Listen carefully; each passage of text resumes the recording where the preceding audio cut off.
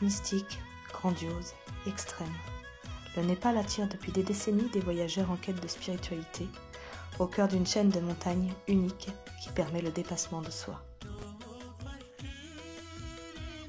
Sur l'ancienne route commerciale du sel et de la soie, enclavé entre les deux géants chinois et indiens, le pays reste pendant longtemps un royaume mystérieux. Siddhartha Gautama, le Bouddha, est né ici, dans ce pays qui n'a jamais connu de guerre de religion. L'hindouisme, coloré, exubérant par sa mythologie où les dieux se transforment en bêtes, est tempéré par la sagesse du bouddhisme, qui ne s'occupe pas du système de caste et privilégie la libération individuelle.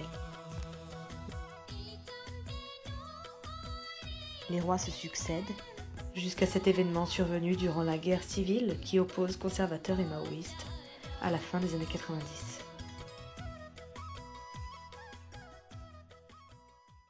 En 2001, le roi Birendra dîne au palais avec sa famille.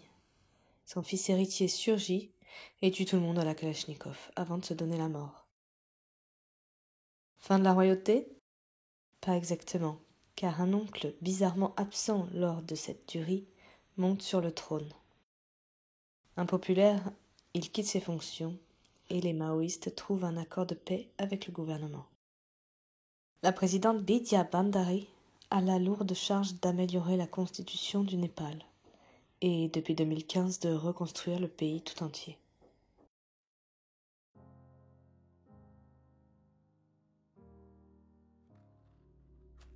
Hello, it's me. I was wondering if after all these years you'd like to go over everything. They say the time's supposed to heal you, but I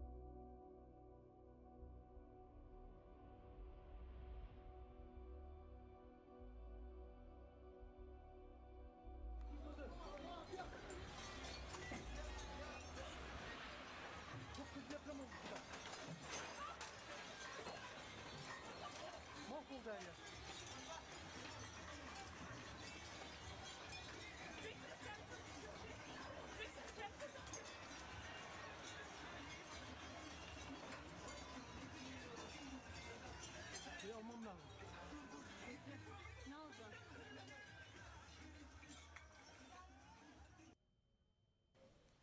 Après quelques frayeurs dues au vent et un détour en Inde pour remettre de l'essence, nous arrivons enfin. Pancha et Yadav, nos guides, nous accueillent avec Vincent Peña, le représentant de l'association lyonnaise Kappa, Construire et agir par l'architecture. Une courte nuit plus tard, nous quittons Katmandou, ou plutôt Dustmandu, la ville de la poussière. Et nous revoilà partis à 10 dans un 4x4 pour 11 heures de trajet. Bazarabcha se gagne. Un vrai défi.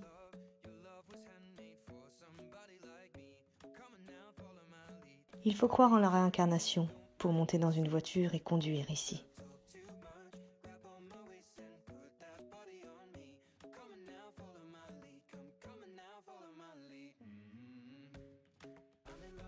Le Népal, agricole et moderne, se reflète dans la vallée de Katmandou, à la fois paisible et fourmillante. Les habitants sont chaleureux et simples, discrets autant que flamboyants. Tout n'a pas été détruit dans la vallée. Comment serait-ce possible dans un pays où il y a plus de temples que de rues et plus de fêtes que de jours dans l'année ? Le Népal est un endroit béni des dieux et l'on connaît peu de voyageurs qui en sont revenus déçus. Après quelques pauses, nous voilà enfin à la campagne. C'est ici que l'on trouve le Népal 100% organic, 100% pur.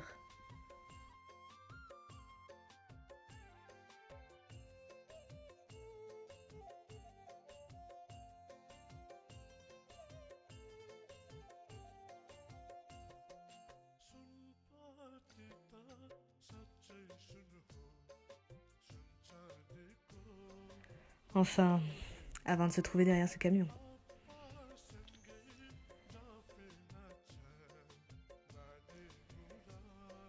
Nous arrivons à Faflou, une petite ville qui possède un aéroport.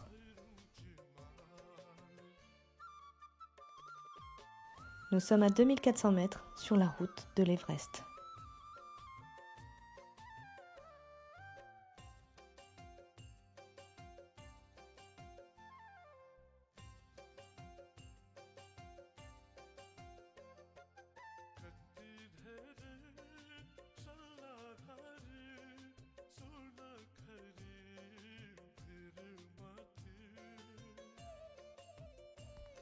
C'est d'ici que partent de nombreux treks.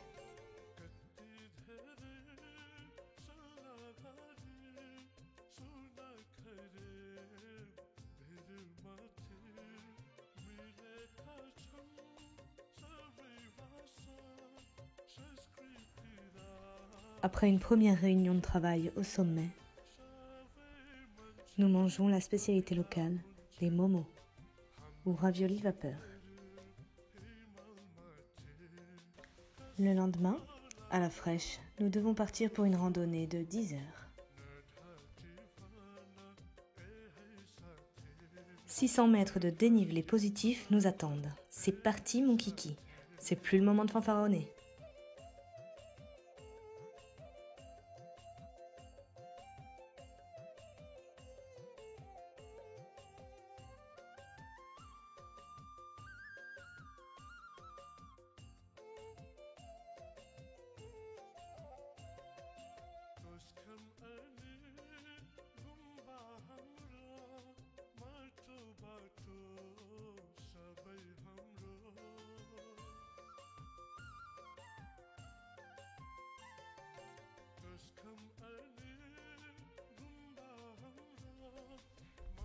Première pause pour procéder à l'évacuation des déchets à la népalaise.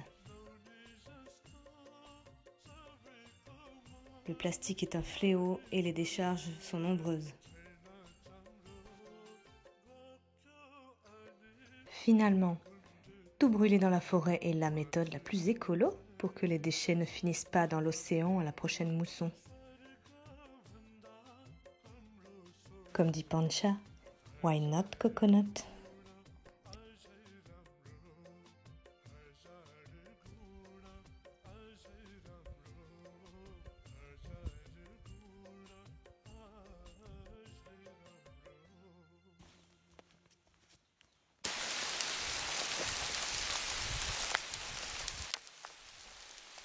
Il grêle.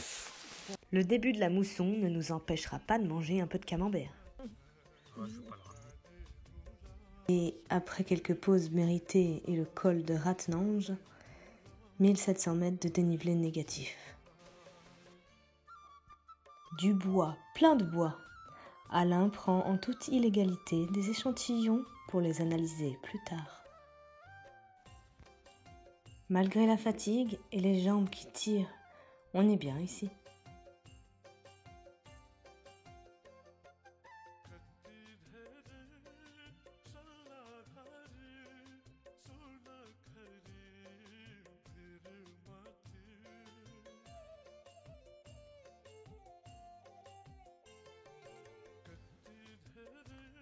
Nous arrivons enfin dans la vallée de Baza et le soleil revient.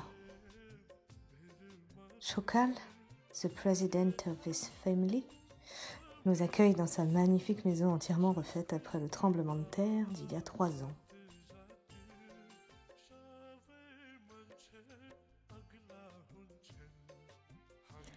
Un petit étirement s'impose au pays du yoga.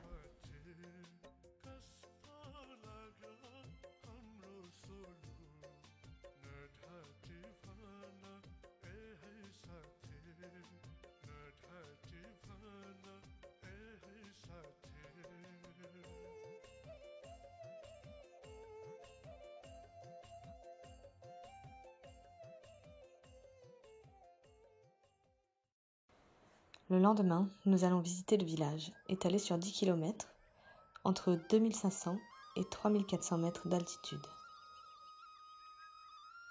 Avant décembre 2017, il n'y avait pas de route. Les échoppes renouvelaient leur stock à dos d'homme. La joie fut immense de voir surgir le premier 4x4 sur la terre des Kalingrai, l'ethnie principale du village.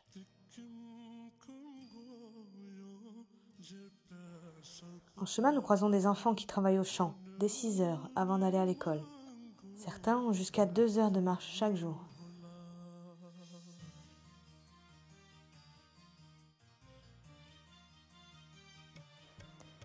La journée, les femmes s'occupent le plus souvent de la ferme, car beaucoup d'hommes sont partis travailler pour la reconstruction de Katmandou.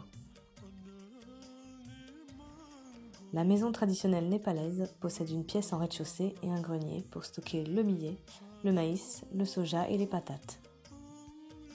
Dans la pièce de vie, l'élément central est le feu.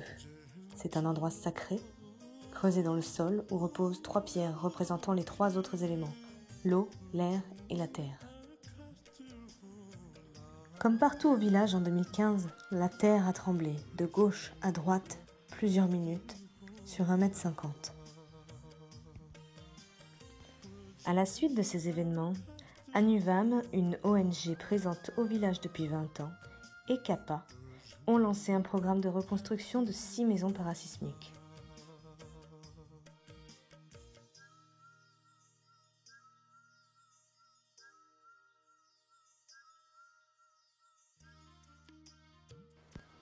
Les reconstructions sont extrêmement rapides. Il faut d'abord trier les pierres de l'ancienne maison, puis procéder à la maçonnerie en terre. Consolider les pierres par un mélange terre et eau. Il ne faut pas oublier les ouvertures, ni les bandes parasismiques, et la charpente bois qui repose sous des tôles ondulées rouges ou bleues. Et le grand progrès a été de mettre les cuisines dehors, évitant ainsi aux propriétaires de s'intoxiquer. Les constructions s'enchaînent, et c'est dans ce contexte qu'est né Reborn, au sein de l'IUT de La Rochelle. L'objectif est d'apporter une aide scientifique et pédagogique pour sensibiliser la population locale à l'importance de reconstruire en parasismique. Même si les tremblements de terre ne surgissent que tous les 80 ans en moyenne, ces savoirs techniques seront utiles aux générations futures. C'est pourquoi nous intervenons en école.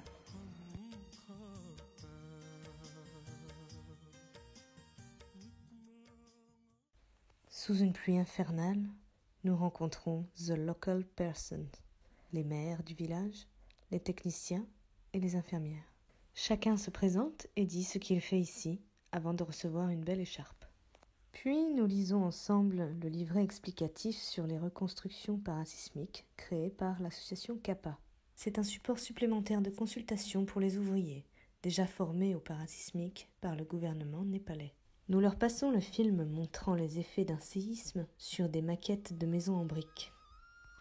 C'est le film que nous diffuserons aux 2 écoles du village.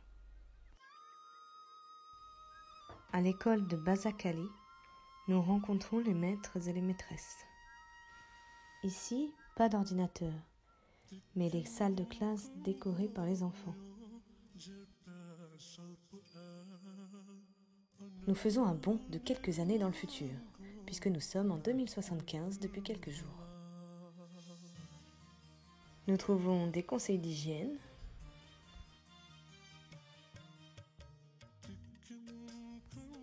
et enfin la bibliothèque avec beaucoup de livres en anglais.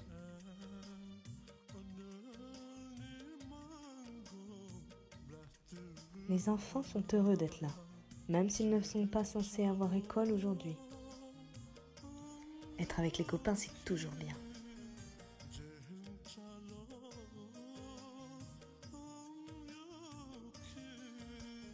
L'école est immense, le cadre magique.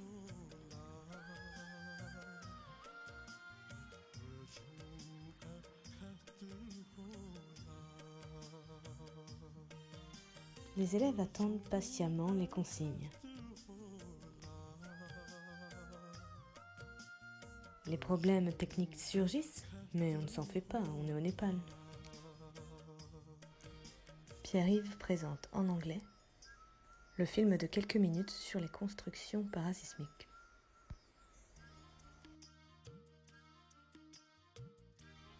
Et professeur Jazé traduit de l'anglais au népalais. On a rarement vu des élèves aussi sages.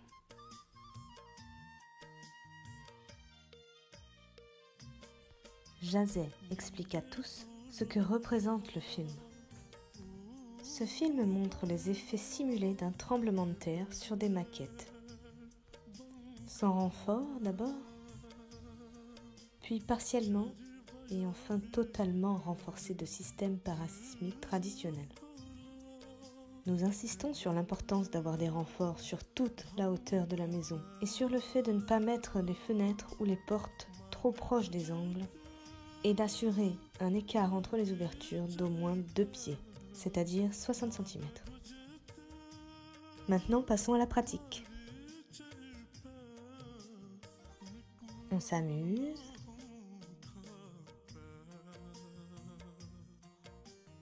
On se met en rond.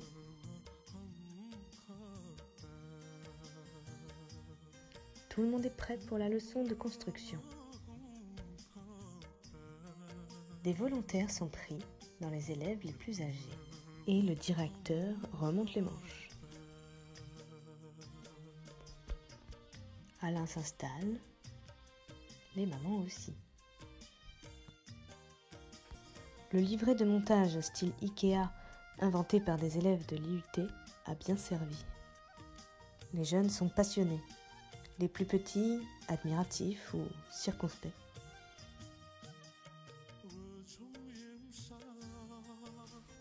Il s'agit d'être concentré, minutieux et de bien écouter les professeurs de cette école de plein air aux allures de camp de vacances.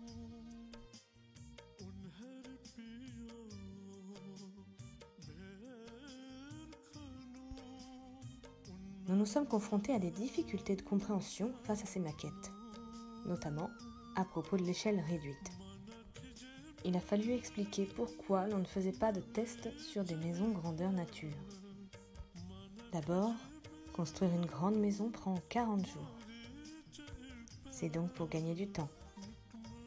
Mais les effets d'un tremblement de terre sur une maquette est le même que sur une grande maison. La façon de construire est aussi la même.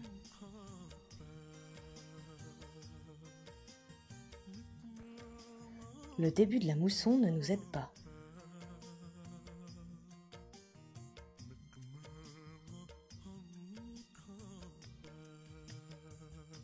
Les murs montent.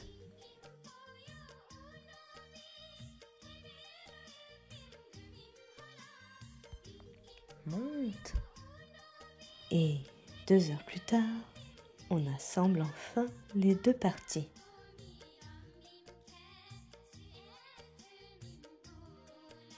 Qu'est-ce que c'est que ce truc? Un toit Un toit de quoi? d'une maison en briques. Oh, mais c'est tout petit. Oui, c'est une maquette. Mais c'est quand qu'on rentre dans la maison?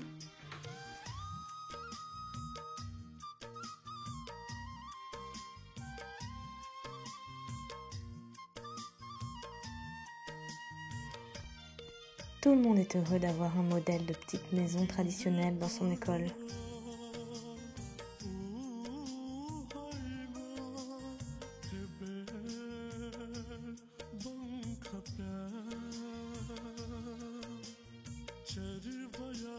Et voilà une belle brochette de travailleurs. La journée se termine en douceur par une partie de volley-ball internationale.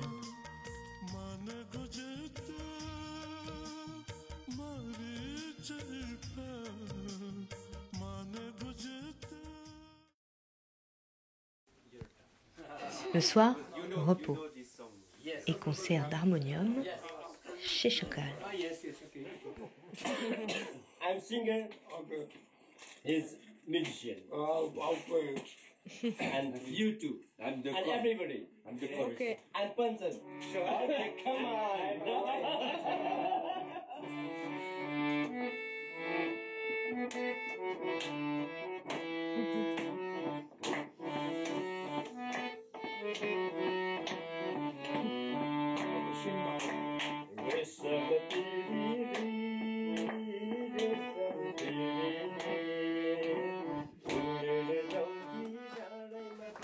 Le lendemain, après une soirée passée à boire de l'alcool de millet, Eh bien, faut recommencer à l'école de Tolodunga.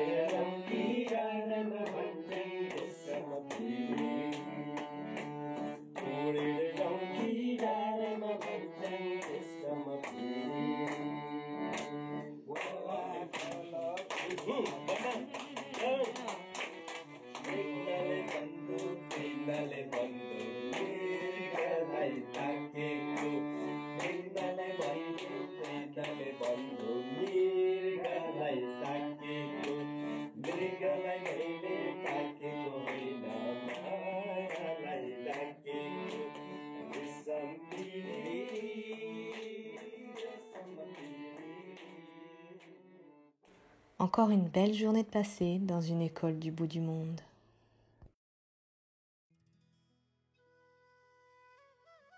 Place au jeu, même si ce n'est pas facile de jouer au foot sur l'Himalaya. Perdu.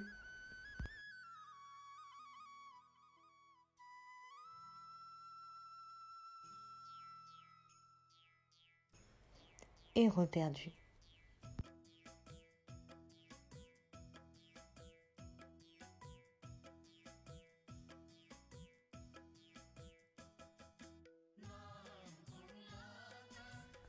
On a bien mérité notre bière au bar du village. Et pour notre dernier soir, Chokal nous a fait un excellent gâteau. Et ça, it's not for decoration. C'est pas pour faire joli. On n'en a pas laissé une miette. Nous quitterons le village de bon matin demain. Le cœur lourd, mais heureux d'avoir rencontré tant de gens si accueillants. Quitter le village par la piste toute neuve n'est pas simple. Il faut donner de sa personne et construire la route soi-même si l'on veut rejoindre Katmandou. Nous quittons la vallée des images plein les yeux, en nous souvenant de ce que dit toujours Pancha. Don't worry, be happy. Dans la vie, faut pas s'en faire.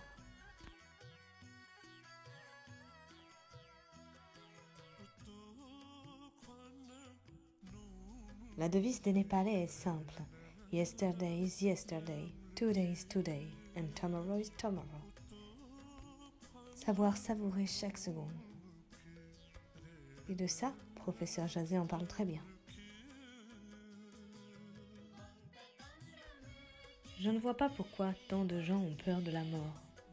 On naît, on meurt, et entre ces deux instants, des choses se passent, en bien et en mal. On le sait, alors, c'est comme avoir peur de l'eau ou de l'air. Ce que j'ai compris de ces deux interventions en école, c'est que par les constructions parasismiques, vous nous avez expliqué une technique pour être en sécurité et faire que cet instant entre la naissance et la mort dure le plus longtemps possible.